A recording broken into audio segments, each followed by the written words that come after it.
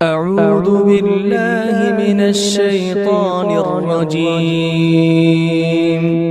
بسم الله الرحمن الرحيم.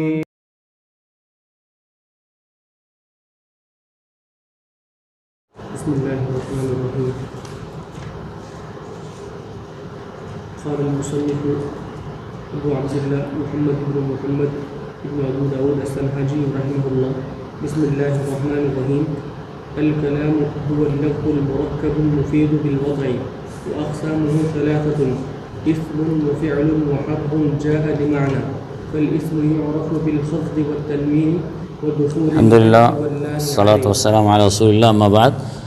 تو قال المصنف، یہ جیسا کہ ابھی آپ نے نام پڑھا، یہ ابن اجرم، یہ اصل میں مغرب کے رہنے والے تھے، مراکش جیسا کہتے ہیں، وہاں کے رہنے والے تھے.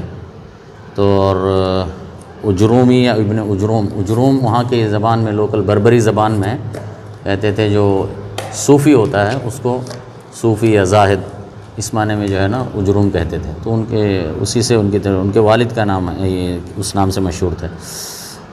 تو ان کی یہ کتاب کیا ہے، یہ ایک بہت ہی مختصر اور جامع کتاب ہے نحو کے باب میں.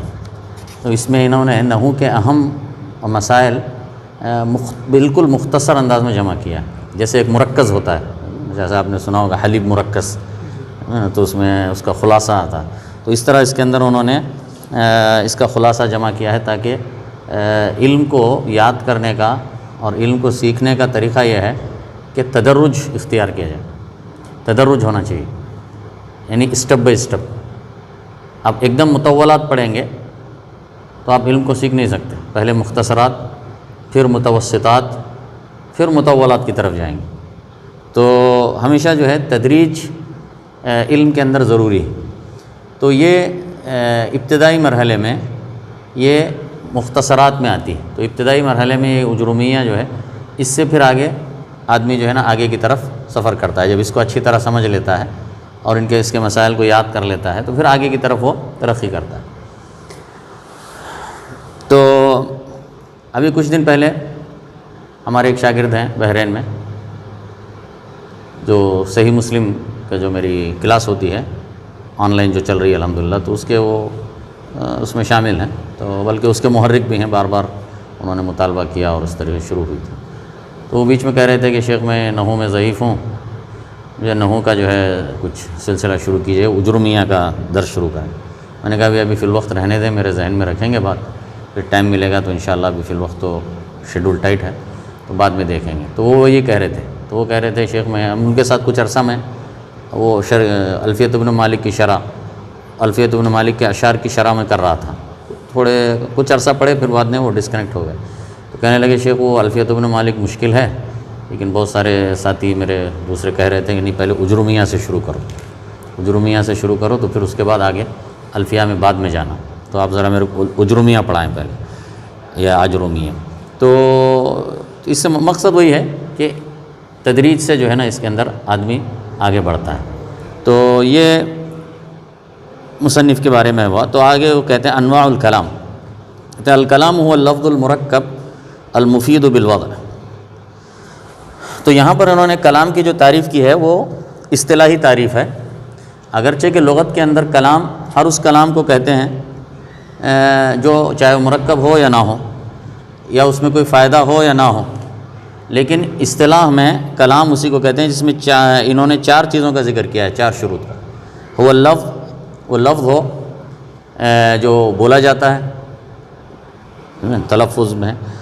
المرکب، کلام یعنی جملہ تامہ ہوتا ہے. کلام اس کو کہتے ہیں اصطلاح میں جو جملہ تامہ ہو، یہ ترکیب سے ہوتا ہے. یعنی مرکب کب ہوتا ہے؟ کلام مرکب ہوتا ہے تو جملہ تامہ بنتا ہے. اب یہ مرکب دو طریقے سے ہو سکتا ہے. یہ کم سے کم جو ترکیب ہو، دو الفاظ ہونا چاہیے، دو کلمات سے مرکب ہوتا ہے کم سے کم. اب یہ دو کلمات کیا ہوں؟ یا لفظاً ہو یا تقدیراً ہو. جیسے قام زید، یہ کلام ہے اور جملہ تامہ ہے اور دو اس میں کلمات ہیں. لیکن اگر دوسرا کیا ہے، یا تقدیراً ہو، جیسے قم، تو قم کیا ہے؟ قم انت. تو اس میں کیا ہے؟ لفظ کلمہ ایک ہے، لیکن یہ تقدیراً کیا ہیں؟ دو کلمے شمار ہوں گے. کیونکہ اس میں انتا کی ضمیر پائی جاتی ہے، تو یہ قائم مقام دو کلمے کے ہیں، تو المرکب، تو کلام یا جملہ مفیدہ وہ ہوتا ہے جو مرکب ہو، کم سے کم دو کلموں سے مرکب بنتا ہے. اب وہ دو کلمے یا تو لفظ میں موجود ہوں اور یا پھر کیا ہوں، ایک کلمہ ہو لیکن اس میں تقدیراً دوسرا کلمہ موجود. المفید بالوضع، تو یہ ترکیب بھی کیا ہوگی، فائدہ دینے والی ہو. جب جملے کا اس ترکیب سے معنی سمجھ میں آتا ہے، الکلام المفید هو ما يحسن السکوت علیہ. جملہ مفیدہ کی تعریف میں کہتے ہیں، یا کلام کی تعریف میں، کہ جس پر سننے والا خاموش رہ سکے، سن کر اسے بات سمجھ میں آئی تو وہ خاموش رہتا ہے نا، وہ تو یہی فائدہ ہے اس. لیکن اگر وہ جملہ مفیدہ نہیں ہے تو پھر سننے والا جو ہے نا وہ اس کو فائدہ حاصل نہیں ہوتا مکمل، تو وہ اس کے ذہن میں یا تو وہ زبان سے بولے گا کہ پھر آگے کیا ہے، یا پھر وہ بات کو پوری طرح نہیں سمجھے گا. یہ جملہ غیر مفیدہ، جیسے آپ نے بولا باب الداری، گھر کا دروازہ، گھر کا دروازہ جملہ مکمل نہیں ہو، ٹھیک ہے. یہاں پہ کچھ آگے سننے والا کہتے ہیں کیا کہنا چاہ رہے ہیں آپ آگے والا. تو اسی لیے الکلام یا الجملہ المفیدہ ہوا ما یحسن السکوت علیہ بالوضع. یہ چوتھی چیز اس میں بتائی کلام کے اندر. وضع کیا ہے، یعنی یہ الفاظ وہ ہوں جو عربی زبان میں وضع کیے گئے ہیں، یعنی یہ رکھے گئے ہیں عربی زبان میں. ہر لفظ ایک مخصوص معنی کے لیے پر دلالت کرتا ہے. تو وضع کے لحاظ سے وہ کلمات وہ ہوں جو وضع کے لحاظ سے اپنے معنی پر دلالت کرنے والے ہوں. ورنہ آپ اگر مہمل کلمات بولیں گے تو اس کا کوئی معنی نہیں ہے. آپ دو کلمات بولیں یا چار کلمات بولیں جس کا کوئی معنی نہیں ہے، بے معنی آپ الکلمات بنا کر بولیں گے تو اس سے کوئی فائدہ حاصل نہیں ہوتا. تو وضع کے لحاظ سے وہ معنی پر دلالت کرنے والے ہوں. تو یہ وہ اقسام ہو ثلاثہ، اس کے تین اقسام ہیں.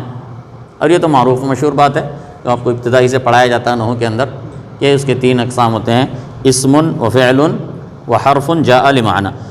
تو اسم، اس کی تعریف تو آپ نے شروع سے پڑھی ہے کہ اسم ما دل علی معنی علی ذات علی شیء ولم یقترن بزمن، یعنی وہ زمانے کے ساتھ مقترن نہیں ہے اور ایک معنی پر، ایک لفظ پر، ایک ذات پر دلالت کرتا ہے. ایک ذات پر دلالت کرتا ہے، معنی پر نہیں بلکہ ذات پر، ایک چیز پر دلالت کرتا ہے. اب وہ چاہے کسی چیز کا نام ہو یا کوئی، تو یہ اس کی تفصیلات الگ ہیں تو آپ نے پڑھی. تو اسم اس کو کہتے ہیں. اس میں اہم چیز یہ ہے کہ وہ کسی ذات پر دلالت کرتا ہے اور وہ کیا ہوتا ہے، وہ زمانے کے ساتھ مقترن نہیں ہوتا ہے. اور فعل وہ ہے جو کسی معنی پر یا وصف پر دلالت کرتا ہے اور اس میں کوئی ایک زمانہ پایا جاتا ہے. اور زمانے تین ہیں، ماضی عربی زبان کے اندر حساب سے، یعنی مطلب یا عمومی لحاظ سے جو افعال کی تین قسمیں، اس کے علاوہ زمانے جو ہے کیا ہیں، ماضی، حال، استقبال. ان تینوں میں سے کوئی ایک زمانہ اس کے اندر پایا جاتا ہے. یہ فعل ما دل علی معنی فی ذاتہ واقترن بزمن وکان مقترنا بزمن. وحرف، یہ تیسری قسم ہے. حرف وہ ہے، تو اس حرف کی تعریف میں اہل علم نے فرمایا کہ حرف وہ ہے ما خلا من علامات الاسم والفعل، جو یعنی آگے مصنف ذکر کریں گے اسم کی علامات اور فعل کی علامات. تو حرف وہ ہے جس میں نہ اسم کی علامات پائی جاتی ہیں نہ اس میں فعل کی علامات پائی جاتی ہیں، تو وہ کیا کہلاتا ہے، حرف کہلاتا ہے. تو وہ حرف جاء لمعنی، جو کسی معنی پر دلالت کرتا ہو. اور حرف کا بھی کیا ہے، وہی حرف یہاں پر معتبر ہے. حرف کا مطلب یہ نہیں ہے کہ جس کا کوئی معنی نہیں ہے، ایسا کوئی حرف بولیں گے وہ مراد نہیں ہے. تو اس کے لیے کہا حرف جاء لمعنی، عربی زبان میں جس کا ایک مخصوص معنی ہے، لیکن یہ کیا کرتا ہے، اپنے معنی پر. فرق یہ ہے کہ یہ اپنے معنی پر اکیلا دلالت نہیں کرتا جب تک کہ وہ اسم کے ساتھ مل کر نہ آئے، سمجھے نا، اس وقت تک وہ کسی معنی پر دلالت نہیں کرتا. اب اس کے بعد مصنف ذکر کر رہے ہیں اسم کی کیا علامتیں ہیں، یعنی مخصوص علامات جن سے اسم پہچانا جاتا ہے، علامات الاسم، اور فعل کی مخصوص علامات جن سے فعل پہچانا جاتا ہے. اور حرف کا جہاں تک معاملہ ہے وہ علامات سے خالی ہوتا ہے. اسم اور فعل کی علامات سے خالی ہو تو وہ حرف کہلاتا ہے. چلیں پڑھیں. فالاسم يعرف بالخفض والتنوين ودخول الألف واللام عليه وحروف الخفض وهي من وإلى وعن وعلى وفي ورب والباء والكاف واللام وحروف القسم وهي والواو والباء والتاء. طيب یہ اسم کی علامات بیان فرمائیں. تو اسم کی خاص علامات یعنی جس سے صرف اسم میں پائی جاتی ہیں، یہ مطلب ہوتا ہے. یہ کیا ہے؟ نمبر 1 الخفض یعنی جر. الخفض المراد به الجر، یعنی اسم کی پہلی علامت یہ ہے کہ اس پر جر لگتا ہے کہ فعل پر نہیں آتا، کہ فعل کے اوپر جر نہیں آتا. جیسے کہتے ہیں کتبت بالقلم، ھذا کتاب زید، تو یہ کیا ہے؟ اسم کی علامات میں سے پہلی علامت. دوسری چیز ہے تنوین، سمجھے نا؟ تو تنوین بھی جو ہے وہ صرف اسم پر آتی ہے، فعل پر نہیں آتی. جیسے آپ کہتے ہیں ھذا غلام وھذا ولد ومررت بولد ورأیت ولدا، تو تنوین یہ اسم کی علامات اور خصوصیات میں سے ہے. اسی طرح دخول الالف واللام، کہ اس کے اوپر الف اور لام داخل ہوتا ہے. جیسے غلام سے الغلام، کتاب سے الکتاب، تو وہ اسم وہ ہوتا ہے جس پر الف لام داخل ہوتا ہے، جبکہ فعل پر جو ہے نا اس طریقے سے الف لام داخل نہیں ہوتا. الف لام داخل ہوتا ہے اور تعریف کا معنی دیتا ہے، یا اس کے دوسرے معنی بھی آتے ہیں جو اس میں تفصیلی کتابوں کے اندر ان کی موجود ہوتی ہے. وحروف الخفض، اسی طریقے سے حروف الخفض اس پر داخل ہوتے ہیں. حروف الخفض سے مطلب حروف الجر، تو اسم کے اوپر حروف جارہ داخل ہوتے ہیں، فعل پر داخل نہیں ہوتے، سمجھے نا؟ تو یہ بھی اسماء یا اسم کی خصوصیات میں سے ہے حرف جر کا داخل ہونا. تو وہ حروف الجر کو انہوں نے ذکر کیا ہے وہی، اور اس کے الگ الگ معنی ہیں جو تفصیل سے کتابوں کے اندر بیان کیے گئے ہیں، ہم ان کی طرف اس میں نہیں جائیں گے. تو من و الا و عن و علا و فی و ربا والباء والکاف واللام، یہ حروف الخفض. وحروف القسم، حروف القسم یعنی جو قسم پر دلالت کرنے والے حروف ہیں، وہی الواو والباء والتاء واللہ وباللہ وتاللہ، كلها تدل على القسم، وهي تجر هذه الحروف أيضا يعني تجر ما بعدها. والفعل يعرف بقد والسين وسوف وتاء التانيث الساكنة. تو یہ فعل کی خاص علامات ہیں. الفعل يعرف بقد، اس کے اوپر قد داخل ہوتا ہے. قد ذهب زید، قد قام.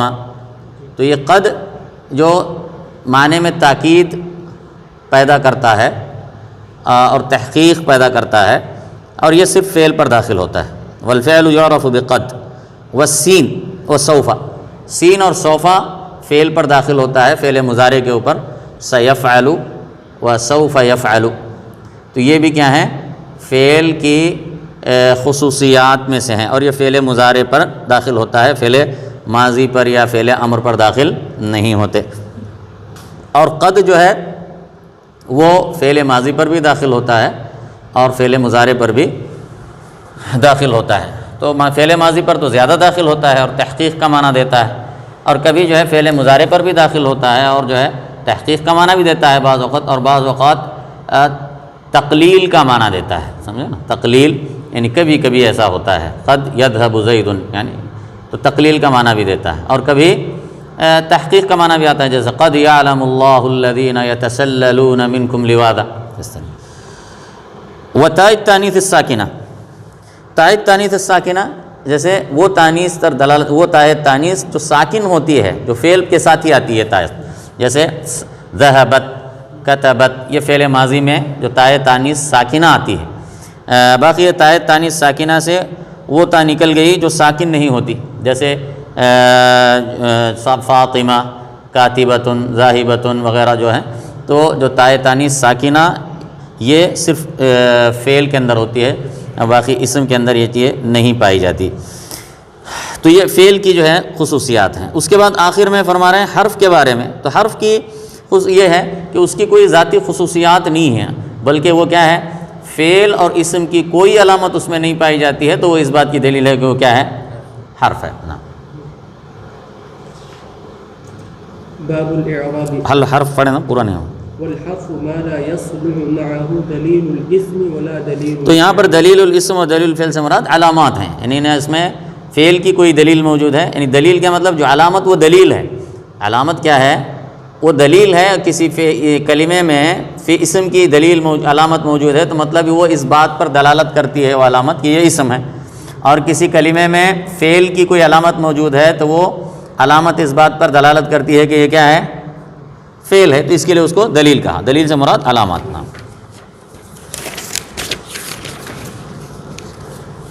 باب الإعراب. الإعراب هو تغيير أواخر الكلمة لاختلاف العوامل الداخلة عليها لفظا أو تقديرا. تو الاعراب في اللغة هو البيان والإظهار. طيب الاعراب سے مراد یہاں پر اصطلاح نحو میں ہوا تغییر اواخر الکلم، کلمات کے آخر کا متغیر ہونا، یعنی رفعا و نصبا و جرا. اور یہی اسی کی پہچان کو اصل نحو کہتے ہیں. نحو کا علم یہی ہے کہ معرفت اواخر الکلمات، معرفت حرکت اواخر الکلمات، اسی کو جو ہے نا نحو کا مقصد یہی ہوتا ہے.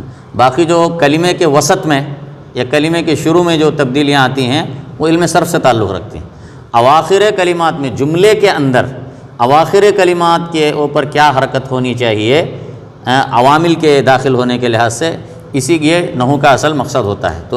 تو اسی لیے اس کی بڑی اہمیت ہوتی ہے اعراب کی. والاعراب ہوا تغییر اواخر الکلم. اعراب کا مطلب ہے اواخر کلم کا تغییر لاختلاف العوامل الداخلۃ علیہ، کہ یہ جو تغییر پیدا ہوتی ہے عوامل کے داخل ہونے والے عوامل کے اعتبار سے ہوتی ہے. تو عوامل کیا ہیں؟ تقریباً یہ 100 عوامل ہیں جن کو اگر جمع کی، جیسے کہ وہ شرح میں عامل ہے نا کتاب ابن حافظ ابن حجر کی، تو پڑھاتے ہیں ادھر بنگلور میں یہ کتاب پڑھاتے ہیں. تو یہ ہم کو بھی میرے خیال سے پہلی جماعت میں پڑھائے تھے عمر آباد میں، شرح میں عامل. تو وہ بڑی اچھی کتاب ہے، یہ حافظ ابن حجر کی لکھی ہوئی ہے. تو بڑے انہوں نے اپنے بیٹے کے لیے لکھی تھی اس کو.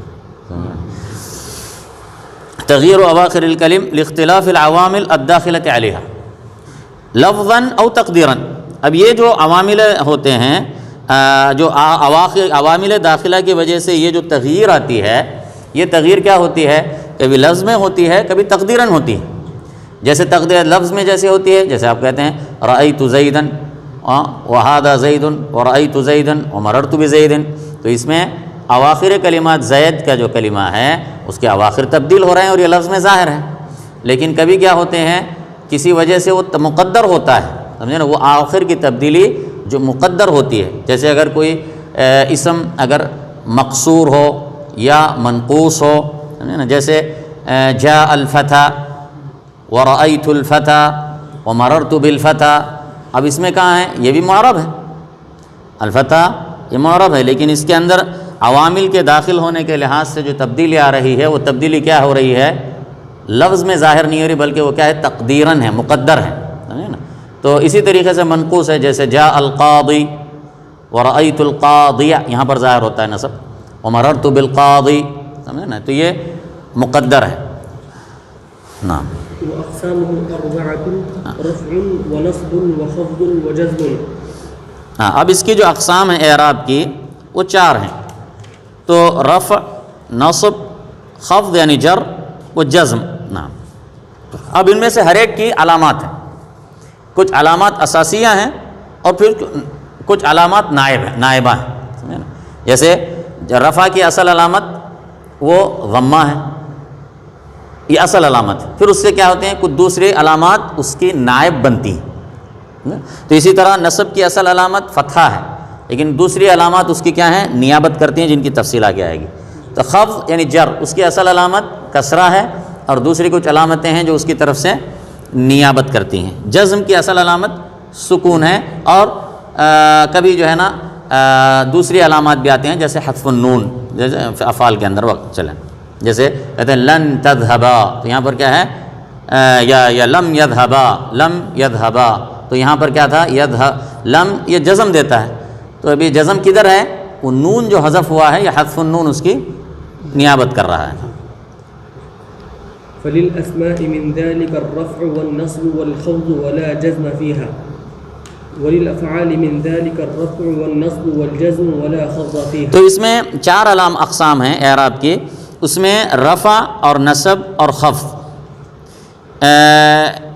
یہ اسماء میں ہوتے ہیں. اسماء میں جزم کے علاوہ جزم نہیں ہے. اسماء کیا ہوتے ہیں؟ مجزوم نہیں آتے. صرف جزم کیا ہے؟ جیسے وہ اس کی خصوصیات میں سے ہے. کس کی؟ فعل کی خصوصیات میں سے جزم. وللافعال من ذلك الرفع والنصب والجزم، اور افعال میں رفع، نصب اور جزم ہوتا ہے، جر نہیں ہوتا اس کے اندر. افعال میں افعال مجرورہ نہیں ہوتے، ٹھیک ہے. تو یہ جر جو ہے کس کی خصوصیات میں سے ہے؟ اسم کی خصوصیات میں سے ہے. تو اس طریقے سے جو کچھ مشترک چیزیں ہیں دونوں کے در فعل اور اسم کے درمیان، جیسے رفع اور نصب ہے، یہ دونوں مشترک ہیں اسم اور فعل کے اندر. اور جر ہے وہ صرف اسم کے ساتھ خاص ہے، اور جزم ہے وہ فعل کے ساتھ خاص ہے. نا باب معرفة علامات الإعراب. للرفع 4 علامات: الضمة والواو والألف والنون.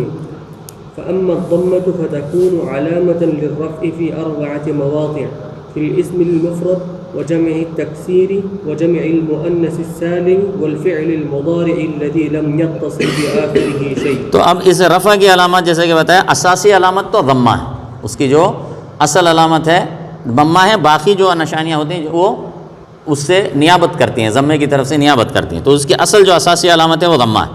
اور یہ ضمہ جو ہے یہ رفع کی علامت ہوگی 4 مقامات پر، جیسا کہ انہوں نے بتایا. فی الاسم المفرد، الاسم المفرد سے مراد کیا ہے؟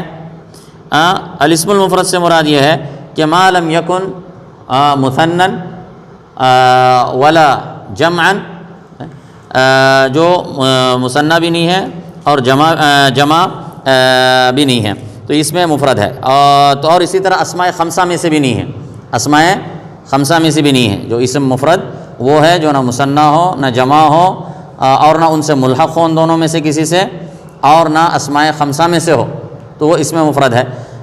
جیسے الغلام وغیرہ. تو جیسے کہتے ہیں آپ الضمۃ فی جاء الغلام، جاء زید وغیرہ. وجمع التکسیر، وہ جمع ہے ما یتکسر فیہ المفرد، یعنی جس جمع کے اندر مفرد کا وزن ٹوٹ جاتا ہے، اسی لیے اس کو جمع التکسیر کہا گیا. جیسے رجل، رجال، جبل، جبال وغیرہ. اب جو جمع کے اندر مفرد کا وزن باقی رہتا ہے تو اس کو جو ہے نا ہم جمع المذکر السالم کہتے ہیں، جو بعد میں آئے گی. تو یہاں پر جمع التکسیر ہے، تو جمع التکسیر میں بھی ضمہ ظاہر ہوتا ہے. جیسے آپ کہتے ہیں جاء الرجال ورأيت الرجال ومررت بالرجال، سمجھے نا. سعدت الجبال ومررت بالجبال، تو وهذه جبال. تو جمع التکسیر، تو یہاں پر ضمے سے متعلق بات کر رہے ہیں، تو جمع تکسیر پہ بھی ضمہ ظاہر ہوتا ہے. وجمع المؤنث السالم، اور جمع المؤنث السالم سے مراد ہوا کل جمع جمع بزیادت الف و تاء فی آخرہ، الف و تاء زائدتین، ما جمع بزیادت الف و تاء فی آخرہ. اب اس سے کیا ہو گیا؟ الف و تاء زائدتین. سب زائدتین سے مراد کیا ہو گیا؟ اگر الف زائد نہ ہو، اصلی ہو، تو وہ جمع تانیث نہیں کہلائے گی. جیسے الف جو ہے اصلی ہو تو کیسے ہوگا؟ جیسے قضاۃ، جمع قاضی.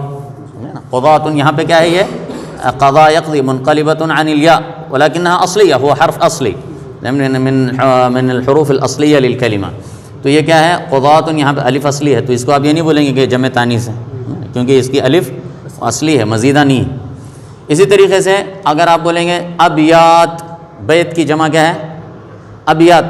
تو بیت میں کیا ہے؟ تا جو آخر میں ہے وہ اصلی ہے، تا اس کی کیا ہے؟ بیت کی جمع ابیات ہے، تو اس کی تا کیا ہے؟ اصلی ہے، زائدہ نہیں. لیکن کہیں گے مسلمتن وجمعها مسلمات، تو الف تا جو آخر میں کیا ہے؟ وہ زائد ہے.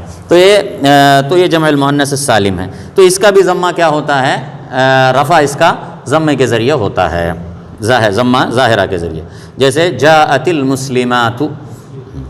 والفعل المضارع الذي لم يتصل بآخره شيء، الفعل المضارع الذي لم يتصل بآخره شيء، جیسے يذهب، يكتب وغیرہ، جس کے آخر میں کوئی چیز اضافہ نہیں ہوئی. جیسے مثلا نہ اس کے واو جمع اضافہ ہوا، نہ اس میں یا مخاطبہ آئی، نہ الف تثنیہ آیا. تو جو الفعل المضارع الذي لم يتصل بآخره شيء، اس کے اوپر کیا ہوتا ہے؟ اس کا رفع ضمے سے ہوتا ہے. جیسے يذهب، يكتب، یا اسی طریقے سے تكتب، تذهب وغیرہ. تو یہ ضمے کی علامات کہاں ہیں؟ 4 جگہوں پر. رفع کی جو ہے علامت ضمہ کب ہوگی؟ 4 جگہوں پر. اس میں مفرد میں، اسی طریقے سے کہاں پر؟ جمع تکسیر میں، اسی طریقے سے جمع مؤنث سالم میں، الفعل المضارع الذي لم يتصل بآخره شيء. نعم. وأما الواو فتكون علامة للرفع في موضعين في جمع المذكر السالم وفي الأسماء الخمسة وهي أبوك وأخوك وحموك وأخوك وذو مال. تو یہ 2 مقامات پر واو جو ہے رفع کی علامت ہوگا. دو کیا ہیں؟ ایک جمع المذکر السالم، اور یہ جمع المذکر السالم وہ ہوتا ہے کہ جس میں لا یعنی یسلم فیہ وزن المفرد، یعنی وہ جمع جس میں مفرد کا وزن باقی رہتا ہے، سالم رہتا ہے. جیسے کاتبن، کاتبون، سمجھیں؟ تو ذاہبن، ذاہبون، تو یہ جمع المذکر السالم. اور یہ کبھی علم بھی ہو سکتا ہے اور کبھی وصف بھی ہو سکتا ہے. جیسے الزید زیدن زیدون، الزیدون، جاء الزید، جاء الزیدانی، جاء الزیدون، تو اس طریقے سے. تو یہ اور کبھی وصف بھی ہوتا ہے.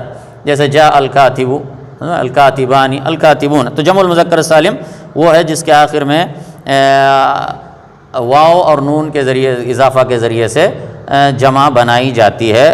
تو فی جمع المذکر السالم، تو وہاں پر اس کا رفع جو ہے واو کے ذریعے ہوتا ہے. جیسے جاء المسلمون. وفی الاسماء الخمسہ، الاسماء الخمسہ سے مراد یہ ہیں جیسے ان کو ذکر کیا، ابو کا و اخو کا و حمو کا وفو کا دومال، یہ 5 ہیں. اور بعض اسے الاسماء الستہ بھی کہتے ہیں کیونکہ اس میں ایک اور حرف آتا ہے جو ہے ہنن. ہنن کا مطلب یعنی فلاں، لیکن اس کو مصنف نے اس لیے ذکر نہیں کیا کہ اس میں راجح یہ ہے کہ اس کو جو ہے مفرد کے طور پہ استعمال کیا جائے گا. اسماء خمسہ کا اعراب اس میں قلیل ہے، اسماء خمسہ کے جیسا اعراب اس میں کیا ہے؟ قلت کے ساتھ استعمال ہوتا ہے. تو اس کے لیے بعض جو ہے اس کو انہوں نے اسماء خمسہ پر اکتفا کیا. ٹھیک ہے.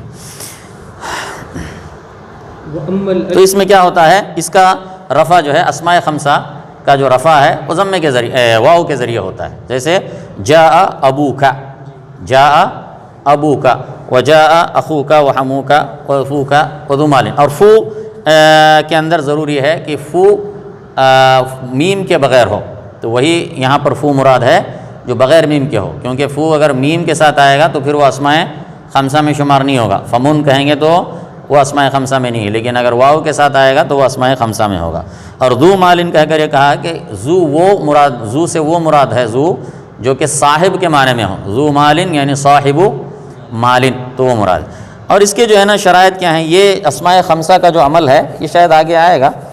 تو اسماء خمسہ کا جو مخصوص عمل ہوتا ہے اس کے لیے ضروری ہے کہ وہ کیا ہو؟ یہ جو عمل ہے کہ وہ رفع اس کا جو ہے واو سے ہوتا ہے، اور اس کا نصب الف سے ہوتا ہے، اور اس کا جر کس سے ہوتا ہے؟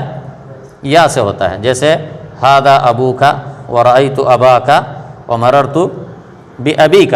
لیکن اس کے لیے کیا شرائط ہیں؟ سب سے پہلے یہ کہ وہ کیا ہوں؟ وہ مفرد ہوں. وہ کیا ہوں؟ مفرد ہوں. یعنی اگر جمع کا لفظ لائیں گے تو اس صورت میں وہ اس کا اعراب اس کا رفع یا اس کا نصب یا اس کا جر جو ہے وہ اس میں مفرد کی طرح ہوگا یا جمع تکسیر کی طرح ہوگا. جیسے آپ نے کہا آبا، جمع ہوگی رأیت آباءک، ایسا بولیں گے. اسی طریقے سے مررت بآبائک، تو اسی طرح ہؤلاء آباؤکم وغیرہ. تو یہ جمع نہیں ہونا چاہیے بلکہ کیا ہو؟ مفرد. ان تکون مفردہ هذه الاسماء الخمسه يجب ان تكون لاعراب الاسماء الخمسه يشترط ان تكون مفردا وان تكون مكبره.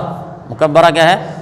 مصغر نہ ہو، تصغیر نہ ہو. جیسے اب سے اس کو بنائیں گے ابیون، ابیون بولیں گے تو پھر وہ اعراب نہیں آئے گا. تصغیر اس کی بنا دیں گے تو اس کا اعراب کیا ہوگا؟ اسماء خمسہ کا اعراب نہیں ہوگا، یعنی رفع اس کا واو سے نہیں ہوگا. اب بولیں ابیون بولیں گے تو بولیں گے ابیک، ھذا ابیک. نا یہاں پر وہ واو کے ذریعے نہیں ہوگا بلکہ ضمہ ظاہرہ ہے. ٹھیک. تو ان تکون مفردہ وان تکون مکبرہ وان تکون مضافہ ایضا، یعنی ضروری ہے کہ وہ کیا ہو؟ مضاف کے طور پر آئیں تبھی یہ اعراب ہوگا. جیسے اس میں مثال اسی لیے انہوں نے کیسا لکھا؟ اضافت کے ساتھ ہی لکھا. مثال ابو کا و اخو کا اس طرح. لیکن اگر آپ بولیں گے ابن بغیر اضافت کے، ابن رأیت ابن مررت بابن، تو وہاں پر واو کے ذریعے ضمہ نہیں ہوگا، نہ فتحہ جو ہے یا مطلب نصب الف سے ہوگا، اور نہ جر جو ہے وہاں پر یا سے ہوگا، اگر وہ کیسے ہیں بغیر اضافت کے آئے تو. ٹھیک ہے. چوتھی شرط کیا ہے؟ یہ اضافت بھی یا متکلم کی طرف نہ ہو. یا متکلم کی طرف ہوگی تو پھر یہ اعراب نہیں ہوگا. جیسے آپ کہیں گے ھذا ابی، ھذا ابی، ورأیت ابی ومررت بابی، تو یہ کیا ہے؟ تو اس صورت میں کیا ہوگا؟ یہ اعراب اس کا نہیں ہوگا، بلکہ وہ یا متکلم کی طرف اگر مضاف ہوگا تب بھی اعراب نہیں ہوگا.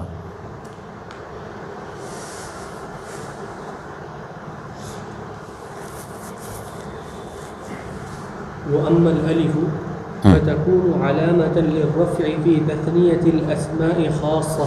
ہاں، تو تثنیہ اور الف جو ہے یہ علامت ہوتا ہے رفع کی اسماء کے تثنیہ میں، اسم سے جو تثنیہ بناتے ہیں. تو جو الف اور نون کے اضافے کے ساتھ جو تثنیہ بنایا جاتا ہے اسی میں جو ہے نا یہ اس کی علامت ہوتی ہے خاص طور سے. ایسے کہتے ہیں مسلم مسلمان، رجل رجلان، جاء الرجلان وجاء المسلمان. تو یہ کیا ہے؟ چاہے وہ کیا کہتے ہیں اسم ہو یعنی علم ہو یا مطلب یا اسی طریقے سے وصف ہو، تو اس صورت میں الف لام نون کے ذریعے سے اگر اس کا تثنیہ بنایا جائے گا تو وہ کیا ہوگا؟ اس کا رفع کس سے ہوگا؟ الف کے ذریعے ہوگا. نعم. وأما النون فتكون علامة للرفع في الفعل المضارع إذا اتصل به ضمير تثنية أو ضمير جمع أو ضمير المؤنثة المخاطبة. اچھا، نون جو ہے یہ بھی رفع کی علامت ہوتی ہے فعل مضارع کے اندر. جیسے 5 افعال میں، ان کو افعال خمسہ کہتے ہیں. ان کو کیا کہتے ہیں؟ افعال خمسہ. کیسے؟ یفعلان، تفعلان، یفعلون، تفعلون، تفعلین، یا مخاطب. تو ان سب میں کیا ہے؟ یہ جو نون ہے اسی لیے ان کو کیا کہتے ہیں؟ ہمارے کتابوں میں آپ نے پڑھتے ہیں، کیا پڑھتے ہیں؟ نون اعرابی کہتے ہیں، کیونکہ یہ جو نون ہے وہ یہاں پر رفع کی علامت ہے. وہ کس کی علامت ہے؟ رفع کی علامت ہے. اور اس کی دلیل یہ ہے کہ جب اس کے اوپر جازم یا ناصب داخل ہوتا ہے تو وہ حذف ہو جاتا ہے. سمجھے نا؟ جیسے کہتے ہیں لم یذھبا، یذھبا نہیں تھا، کیا ہو گیا؟ لم یذھبا، لن یذھبا. تو یہ سارے جو نون اعرابی ہیں اس پہ اگر ناصب یا جازم داخل ہوگا تو وہ کیا ہو جائیں گے؟ حذف ہو جاتے ہیں. سمجھے؟ تو اسی لیے فرمایا کہ اذا اتصل به ضمیر تثنیہ، جیسے یفعلان تفعلان، ضمیر جمع یفعلون تفعلون، ضمیر المؤنثۃ المخاطبہ جیسے تفعلین. تو یہ کیا ہے؟ نون اس میں رفع کی علامت ہے. تو اس طریقے سے رفع کی علامات ہوئی کتنی؟ الضمۃ والواو والالف والنون. طيب.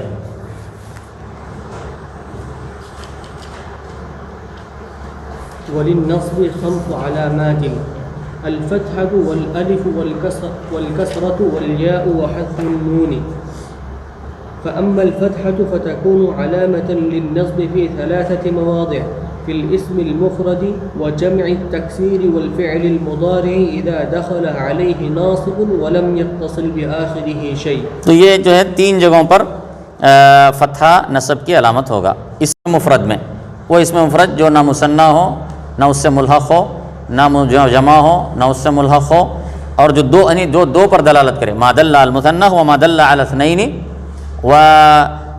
لا، یہ اسم مفرد ما لم يكن مثنى ولا جمعا ولا ملحقا بالمثنى والجمع ولم يكن من الاسماء وليس من الاسماء الخمسه. تو یہ اسم مفرد ہے. تو اس میں جیسے رأيت الرجل، رأيت الرجل، ان الرجل لشدید وغیرہ. تو اسی طرح جمع تکسیر، اور جمع تکسیر وہ ہے جس میں ابھی گزر چکا ہے کہ ما یتکسر فیہ وزن المفرد، ما ینکسر فیہ وزن المفرد، جیسے رجال، جبال، کتب وغیرہ. والفعل المضارع اذا دخل علیہ ناصب، فتح کا اسی طریقے سے نصب کی علامت ہوتا ہے فعل مضارع میں جب اس پر ناصب داخل ہو اور اس کے آخر میں کوئی دوسرا حرف نہ داخل ہو، جیسے لن یذھب.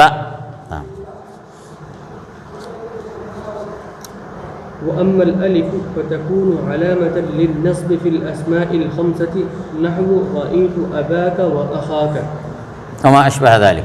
عليكم السلام ورحمة الله. وأما الكسرة وعليكم السلام. فتكون علامة للنصب في جمع المؤنث تو السالم. الف کیا ہے؟ یہ نصب کی علامت ہوتا ہے اسماء خمسہ میں، اور اسماء خمسہ ابھی گزر چکے کیا ہیں؟ ابو کا و اخو کا و فو کا، اور کیا ہے؟ ذو مالن، اور کیا ہے؟ چھوٹ گیا نا ایک، ابو کا و فو کا، فو کا چھوٹ گیا نا، فو کا. تو یہ ہو گیا. تو اسماء خمسہ میں اس کا نصب کی علامت کیا ہوگی؟ الف ہے. وہ کیا ہے؟ رأیت اباک و اخاک، رأیت اباک و اخاک الی آخرہ. اور اس کی جو شرائط ہیں اس عمل کی وہ میں پہلے بیان کر چکا ہوں. ان تکون ہذہ، کیا شرائط ہیں؟ ان تکون مفردۃ مکبرۃ مضافۃ الی غیر یا المتکلم. وأما الكسرة فتكون علامة للنصب في جمع المؤنث السالم. فتكون اما الكسرة فتكون علامة للنصب في جمع المؤنث السالم. تو فتح یا نصب کی ایک علامت کسرہ بھی ہے. نصب کی ایک علامت کیا ہے؟ کسرہ بھی ہے. یہ کب ہوتا ہے؟ جمع المؤنث السالم میں. جیسے آپ کہتے ہیں رأیت المسلمات، یہ جمع المؤنث السالم ہے، المسلمات. تو یہ منصوب بھی ہے، رأیت المسلمات.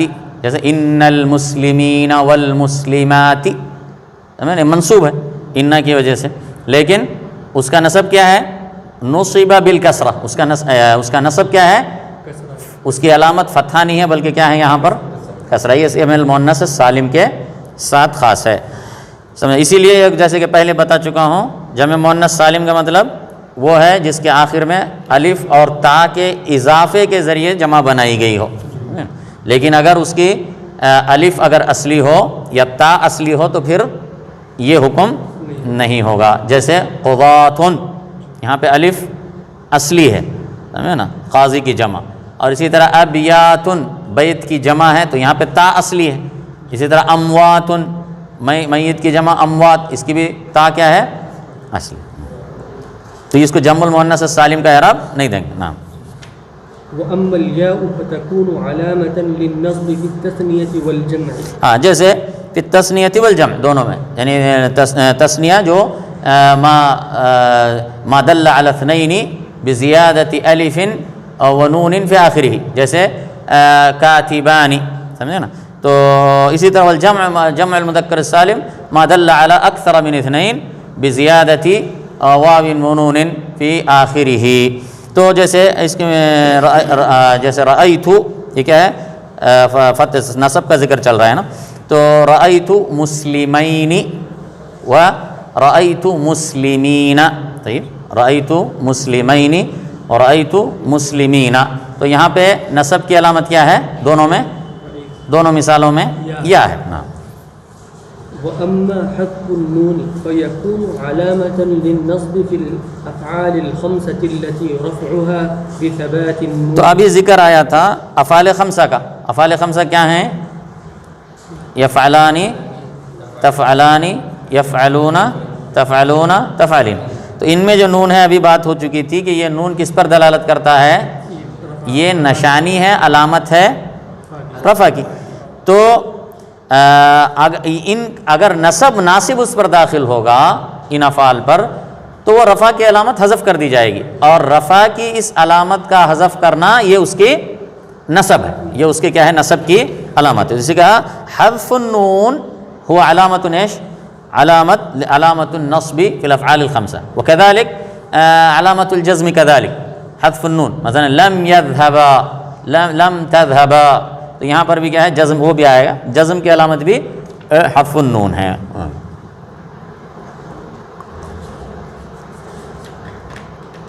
وللخفض ثلاث علامات الكسرة والياء والفتحة. ہاں، یہ اوپر نیچے ہو گیا، یہ صحیح پڑھا انہوں نے. وللخفض ثلاث علامات، جر کی 3 علامتیں ہیں، ٹھیک ہے. الکسرہ یہ اصل علامت ہے. فرعی علامات کیا ہیں؟ الیاء والفتحہ. نعم. فأما الكسرة فتكون علامة للخفض في 3 مواضع: في الاسم المفرد المنصرف وجمع التكسير المنصرف وجمع المؤنث السالم. تو کسرہ کب علامت ہوگا؟ کسرہ جر کی علامت ہوگا 3 جگہوں پر. فی الاسم المفرد المنصرف، اسم مفرد تو پہلے بتا چکے ہیں کہ اسم مفرد اسے کہتے ہیں جو وہ لفظ جو ایک پر دلالت کرے یا جو مثنیٰ بھی نہ ہو، جمع بھی نہ ہو، نہ ان سے ملحق ہو اور نہ اسماء خمسہ میں سے ہو، کیونکہ اسماء خمسہ بھی وہ کیا ہیں، مثنیٰ یا جمع نہیں ہے، لیکن وہ اسی لیے کہا اسماء خمسہ میں سے بھی نہ ہو، ٹھیک ہے۔ تو فی الاسم المفرد المنصرف، المنصرف یعنی غیر اگر کسرے کی علامت جو ہے، یہ کسرے کی علامت جر کی علامت کسرہ کب ہوگا؟ اسم مفرد غیر منصرف، اسم مفرد جو منصرف ہوگا اس میں ہوگا، سمجھے؟ لیکن اگر غیر منصرف ہوگا، اسم مفرد اگر غیر منصرف ہوگا تو اس میں کیا ہوگا؟ اس کی علامت کسرے کی خفض کی علامت یا جر کی علامت کسرہ نہیں ہوگا، بلکہ وہاں پر جر کی علامت فتحہ ہوگا، نا؟ جیسے مررت بأحمد، مررت بأحمد، تو یہاں پر جو ہے جر کہاں ہے؟ اس کا جر فتحے سے دیا گیا ہے، یہ بالکل الٹا ہے۔ جیسے جمع مؤنث سالم میں کیا ہوا تھا؟ اس کا جو فتحہ ہے وہ جر سے کسرے سے دیا گیا تھا، سمجھے نا؟ جیسے رأیت مسلمات، ان المسلمین والمسلمات، اس کا نصب کیا تھا؟ کسرے سے دیا گیا تھا۔ اور یہاں پر اس میں مفرد غیر منصرف میں کیا ہوتا؟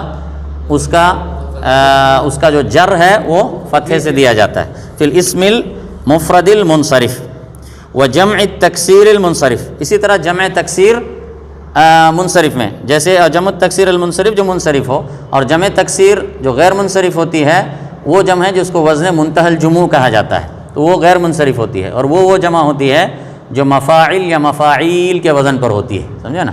جیسے مصابیح تو یا مکاتب یا مصابیح، تو یہ جمع منتہی الجموع کہلاتی ہے، تو یہ کیا ہے؟ غیر منصرف ہوتی ہے۔ تو اس کا کیا ہے؟ اس کا جو کسرہ ہوگا وہ فتحے سے دیا جائے گا، اس کا جو جر ہے وہ فتحے سے دیا جائے گا، جیسے مررت بمساجد، سمجھے نا؟ دخلت مساجد یذکر فیہا اسم اللہ کثیرا۔ جمع التکسیر المنصرف وفی جمع المؤنث السالم، تو اسی طرح جمع المؤنث السالم میں بھی یہ خفض کی علامت کسرہ ہوگی، جیسے مررت بالمسلمات، مررت بالمسلمات والکاتبات والشاعرات وغیرہ، تو یہ اسم ہے۔ وأما الياء فتكون علامة للخفض في 3 مواضع في الأسماء الخمسة وفي التثنية والجمع، تو یا جو ہے یہ جر کی خفض یعنی جر کی علامت ہوگی کتنے جگہوں پر؟ 3 جگہوں پہ۔ اسماء خمسہ میں، جیسے مررت بأبیک وأخیک، تو یہ اسماء خمسہ میں سے ہے، اور اس کی شرائط جو اس عمل کی ہیں وہ میں ذکر کر چکا ہوں، تو وہ کیا ہیں؟ مفرد ہوں اور مکبر ہوں اور مضاف ہوں غیر یا متکلم کے علاوہ دوسرے کی طرف۔ وفی التثنیۃ والجمع، یا علامت ہوگی خفض کی تثنیہ اور جمع میں، جیسے مررت بمسلمین ومررت بمسلمین، ٹھیک ہے؟ تو یہ کیا ہے؟ اس کے اندر یہ مکسور ہیں، مسلمین مثنیٰ اور جمع مثنیٰ، اور یہ جمع مذکر سالم، دونوں کیا ہیں یہاں پر اس جملے میں مجرور واقع ہوئے ہیں، اور ان کا جر کس سے ظاہر ہو رہا ہے؟ یا کے ذریعے سے۔ تو یہ جو جمع ہوتی ہیں، جو منصرف ہوتا ہے، یہ غیر منصرف کے اندر جو ہے، ایک تو وہ غیر منصرف ہے جس میں ایک ہی علت کافی ہوتی ہے، اور یہ کیا ہے؟ جیسے جمع منتہی الجموع، جیسے جو مفاعل یا مفاعیل کے وزن پر آتی ہے، اس میں ایک ہی علت اس کے غیر منصرف ہونے کے لیے کافی۔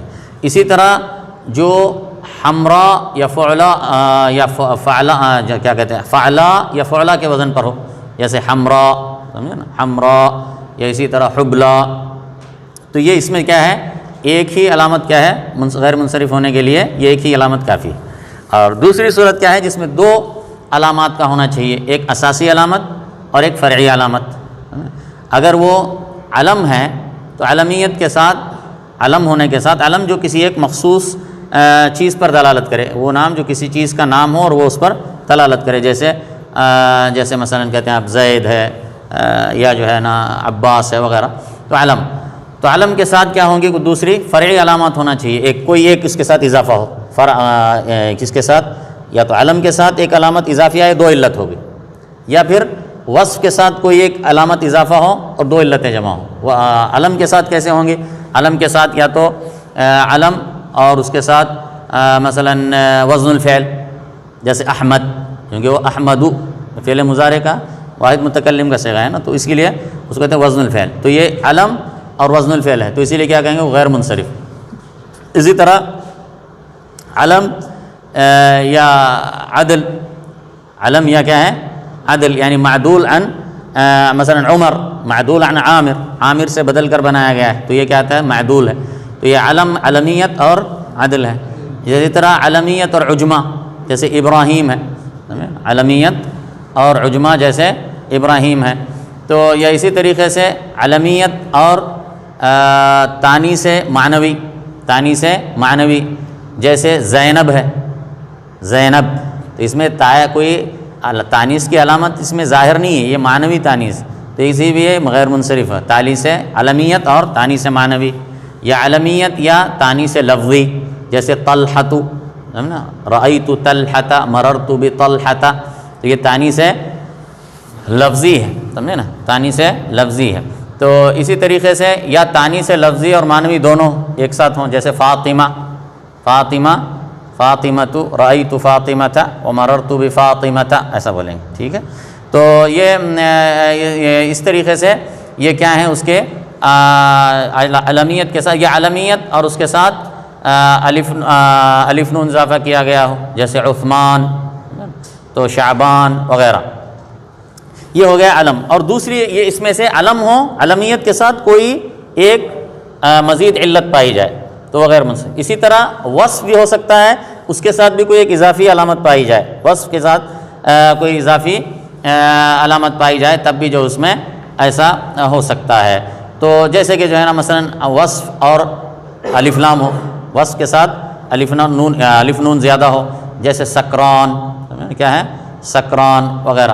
تو اسی طریقے سے وصف کے ساتھ عدل ہو، جیسے مثنا و ثلاث و رباع، مثنا و ثلاث و رباع.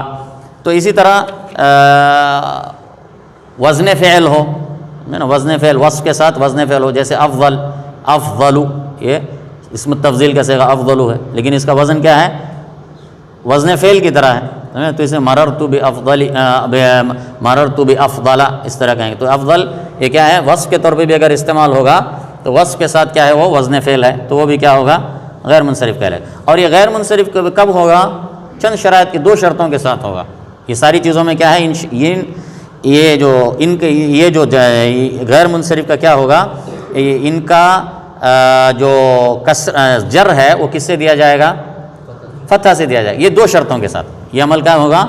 دو شرطوں کے ساتھ ہوگا، سمجھو نا. ایک تو یہ ہے کہ وہ مضاف نہ ہو، مضاف واقع نہ ہو. اگر وہ مضاف واقع ہوگا تو پھر وہ کیا ہوگا؟ کسرہ، جیسے مررت باحمدکم، یہ مضاف واقع ہوا. لیکن آپ بولیں گے مررت باحمد، لیکن اگر اسے اضافت دیکھیں تو کیا بولیں گے؟ مررت باحمدکم، مررت بافضلکم، اس طرح بولیں گے. ٹھیک. اور اسی طریقے سے کیا ہے؟ اس کے اوپر الف لام داخل نہ ہو. اگر الف لام داخل ہو جائے گا تو پھر اس کا جر جو ہے کسرے ہی سے دیا جائے گا، جیسے مررت بالافضل، مررت بالاحمد، مررت بالمساجد، مررت بالمساجد، اس طرح کہیں گے. الف لام داخل ہوگا تو بھی وہ نہیں ہوگا. ٹھیک. وللجزم علامتان السکون والحذف. ایک منٹ، کہاں پہنچے ہم؟ کسرہ پڑھ رہے تھے نا، خفض کے کہاں پڑھ رہے تھے؟ جمع التکسیر، جمع المؤنث یہ ہو گیا. اما الفتحۃ، اما الیاء، یہاں تک ہو گیا. اما الفتحۃ یہاں سے پڑھنا ہے نا، یہاں سے پڑھیں. وَأَمَّا الْفَتْحَةُ فَتَكُونُ عَلَامَةً لِلْخَفْضِ فِي الْإِسْمِ الَّذِي لَا يَنصَرِفُ. تو فتحہ کیا ہوگا؟ یعنی خفض کی علامت فتحہ بھی ہوتا ہے، کہاں پر؟ اس غیر منصرف میں. اور اس کی شرط میں دو شرطیں ہیں. کیا ہے؟ مضاف نہ ہو اور اس پر الف لام نہ آئے. وَلِلْجَزْمِ عَلَامَتَانِ السُّكُونُ وَالْحَذْفُ. تو یہ بالکل آسان ہے. جزم کی علامت سکون ہے، جیسے لم یذهب، اور یہ صرف فعل کے ساتھ خاص ہے، لم یذهب. اور اسی طرح اگر لیکن یہی کیا ہے؟ افعال خمسہ کے اندر جزم کی علامت حذف النون ہے.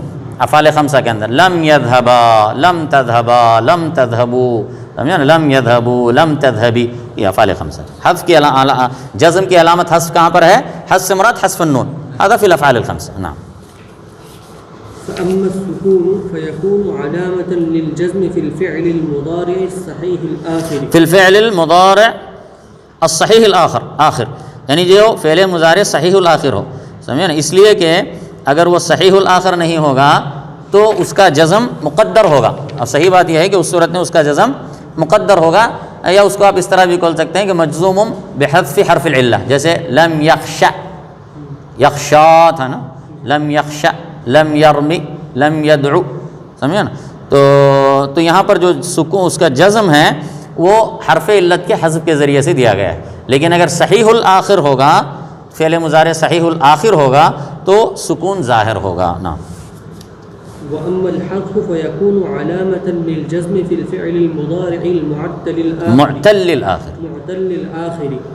یہ فعل مضارع معتل الآخر، جیسے لم یرمی، لم یذهب، عفوا لم یرمی، لم یخشع، لم یدعو، یہ تینوں چاہے وہ آخر کا واو ہو، الف ہو یا یا ہو، تینوں صورتوں میں کیا ہے؟ حذف حرف علت کے ذریعے سے اس کو جزم دیا جائے گا. اسی طرح افعال خمسہ میں وفي الأفعال التي رفعها بثبات النون. ٹھیک.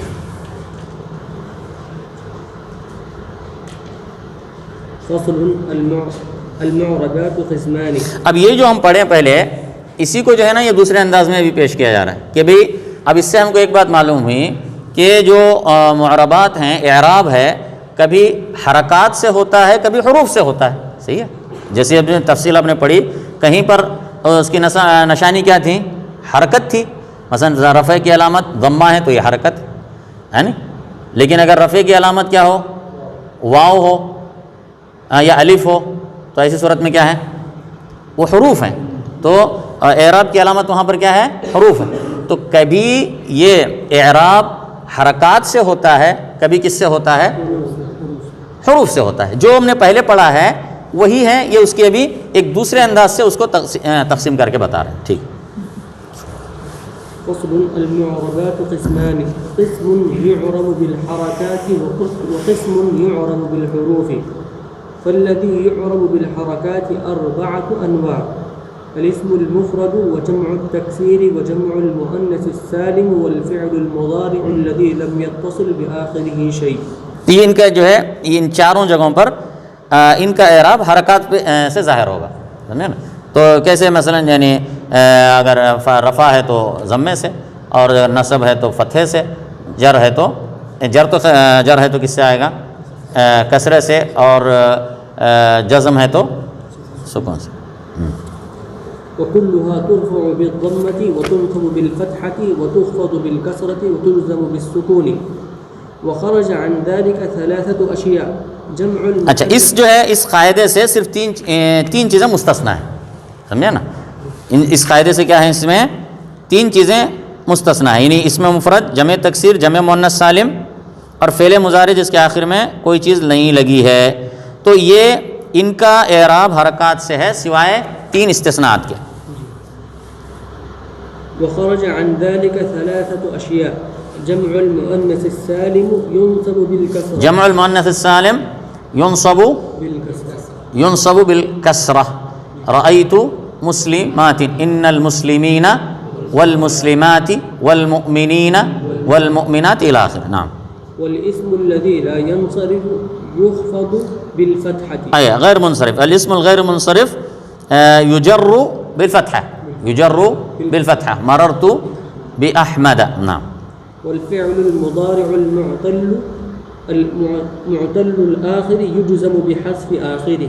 فالفعل المضارع المعتل الآخر يجزم بحذف آخره. تمام. لم يرمي، معتل الآخر، لم يرمي، لم يخشى، لم يدعو. والذي يعرب بالحروف أربعة أنواع: التثنية وجمع المذكر السالم والأسماء الخمسة والأفعال الخمسة، وهي يفعلان وتفعلان ويفعلون وتفعلون وتفعلين. فأما التثنية فترفع بالألف وتنصب وتخفض بالياء. وأما جمع المذكر السالم فيرفع بالواو وينصب ويخفض بالياء. وأما الأسماء الخمسة فترفع بالواو وتنصب بالألف وتخفض بالياء. والشرط هذا العمل في الأسماء الخمسة قد ذكرناه مرارا، والتكرار إيش؟ يرسخ العلم بالنفوس. ما هي؟ أعيدوها. مضاف أن تكون مفردة مكبرة ومضافة إلى غير ياء المتكلم. وأما الأفعال الخمسة فترفع بالنون وتنصب وتلزم بحذفها. تجزم وتجزم بحذفها.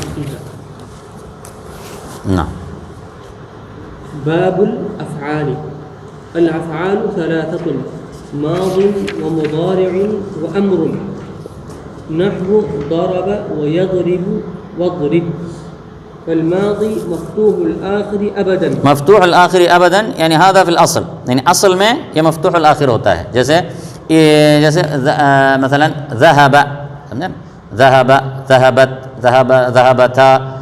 تو لیکن الا اذا اتصلت به مثلا واو الجماعہ ذهبوا، یہاں پر وہ پتہ نہیں، لیکن تو مقصد ان کا ابداً کہنے سے یہ ہے کہ اصل میں کیا ہے؟ ماضی کیا ہے؟ مفتوح الآخر ابداً ہے. سمجھے نا؟ ورنہ جو ہے بعض جگہوں پر واو جمع اس کے ساتھ آ جائے یا یا مخاطب مثلا ذهبت ذهبت یا اسی طرح ذهبتی ذهبتا، تو اس میں کیا ہو جاتا ہے؟ اس کو مفتوح الآخر نہیں ہے. نعم. والامر مجزوم ابدا. امر مجزوم ابدا میں بھی ایسے ہی ہے، یعنی اصل میں امر کیا ہوتا ہے؟ جیسے افعل اذهب تو یہ مجزوم ہے، لیکن اگر اس کے ساتھ اذهب، اذهبا، اذهبوا، اذهبی، اذهبا، اذهبنا، تو اس کے ساتھ اگر الف تثنیہ آ جاتا ہے یا اس کے ساتھ واو جماع آ جاتا ہے یا نون نسوہ آ جاتا ہے، اذهبنا میں تو کیا کہتے ہیں؟ وہ تو مجزوم ہے، لیکن باقی اس میں کیا ہے؟ اس کی حرکت بدل جا رہی ہے، لیکن اصل میں کیا ہے؟ مجزوم ہوتا ہے. امر کیا ہے؟ اصل میں مجزوم ہوتا ہے. والمضارع ما كان في أوله إحدى الزوائد الأربع. یہ زوائد اربع کیا ہے جو مضارع کے شروع میں آتے ہیں؟ الیا والتاء والحمزہ وانیتا، یاد ہے نا؟ تو الحمزہ والنون والیا والتاء جن کو جو ہے انیتا کی شکل میں ظاہر کیا گیا. تو یہ مضارع کے شروع میں زائد حروف آتے ہیں، یہ مضارع کی نشانی بھی ہیں. نعم. يجمعها قولك أنيت وهو مرفوع أبدا حتى يدخل عليه ناصب أو جازم. تو مضارع جو ہے نا یہ مرفوع ہوتا ہے یا الا یہ کہ اس کے اوپر ناصب یا جازم داخل ہو. فالنواصب 10 وهي أن ولن وإذا وكي ولام كي ولام الجحود وحتى والجواب بالفاء والباب وأو. نعم. تو نواصب جو ہے 10 ہیں، تو یہ مصنف نے بتایا کہ 10 نواصب کا ذکر کیا ہے، لیکن جمہور منحوین کی رائے یہ ہے کہ اصل جو نواصب ہیں وہ 4 ہی ہیں. سمجھے نا؟ ہاں، ان لن کئی اذن. تو باقی جو ہے نا وہ اس میں مقدر مانا جاتا ہے، کہیں پر کئی مقدر مانا جاتا ہے اور اکثر جگہوں پر کیا ہے؟ ان مقدر مانا جاتا ہے. تو اصل میں جو ناصب ہے وہ ان ہی ہوتا ہے، تو اکثر جگہوں پر، یا بعض جگہوں پر کئی بھی ہوتا ہے جیسے لام تعلیل وغیرہ کے اندر. تو اسی لیے جو ہے راجح بات یہ ہے کہ نواصب 4 ہیں: ان لن کئی اذن. ان یہ مصدریت پر دلالت کرتا ہے، اس لیے کہ ان مصدریہ کہلاتا ہے، اسی لیے اس کو ان مصدریہ کہا جاتا ہے. جیسے یہ اپنے بعد والے فعل کے ساتھ مصدر کے معنی میں ہوتا ہے. والجوازم 8. ولن، لن یہ جو ہے کس پر دلالت کرتا ہے؟ یہ نصب بھی دیتا ہے فعل مضارع پر داخل ہو کے، اور اس کے معنی میں نفی پیدا کرتا ہے، اس کے معنی کے اندر نفی کا معنی پیدا کرتا ہے. سمجھے نا؟ جیسے لن یذهب زید، لن یذهب، اور یہ نفی مؤکد کے لیے آتا ہے. یہ کس کے آتا ہے؟ نفی مؤکد کے لیے آتا ہے. نام. اذن، اذن یہ کیا ہے؟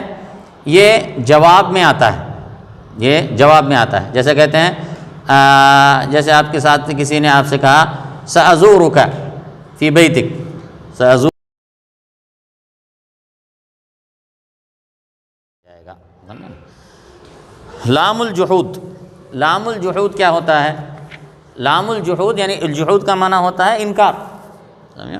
تو جحود کا معنی انکار، لام الانکار یعنی وہ لام جو انکار پر دلالت کرتا ہے۔ وما كان الله ليعذبهم وانت فيهم، وما كان الله ليعذبهم، ليعذبهم، تو یہ کیا ہے؟ انکار والا لام ہے، لام جحود ہے، یعنی عذاب نہیں دے گا، یہ مطلب ہے نا، عذاب کا دیے جانے کا انکار ہے۔ وما كان، تو اس کی شرط کیا ہے کہ اس میں جحود کا معنی پایا جائے، اور دوسرے اس سے پہلے کیا ہے؟ کانا، یعنی ما کانا یا لم یکن آئے، اس سے پہلے کیا ہے؟ ما کانا یا لم یکن اس سے پہلے آئے، لم یکن اللہ لیغفر لہم ولا لیہدیہم سبیلا، تو اسی طریقے سے تو لام الجحود اس کو کہتے ہیں۔ تو اس سے پہلے کیا ہوتا ہے؟ نفی آتی ہے، یا ما کانا کی شکل میں یا لم یکن کی شکل میں، تو لام الجحود ہے۔ تو وحتی، حتی بھی کیا ہے؟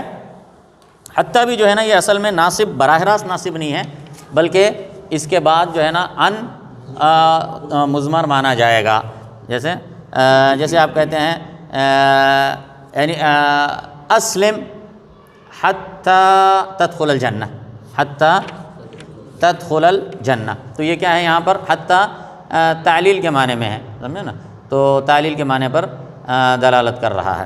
تو حتی مطلب اس کے بعد ان محذوف مانا جائے گا۔ والجواب بالفاء والواو، تو اسی طریقے سے فا اور وا کبھی کیا ہوتے ہیں؟ وہ جواب میں آتے ہیں فعل مضارع کے اندر، تو اس صورت میں بھی کیا ہوتا ہے؟ وہ اس کے منصوب ہوتا ہے اور اس سے پہلے ان مضمر مانا جاتا ہے، ٹھیک ہے؟